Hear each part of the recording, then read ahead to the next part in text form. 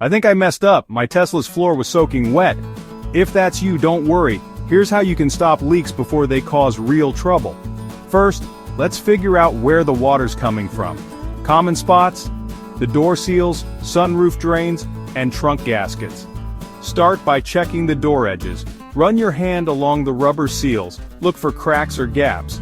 If you spot any, you might just need to press them back in place, or if they're damaged, grab a replacement seal online. Next up, the sunroof or panoramic glass. Open your doors and look for the tiny drain holes at the corners.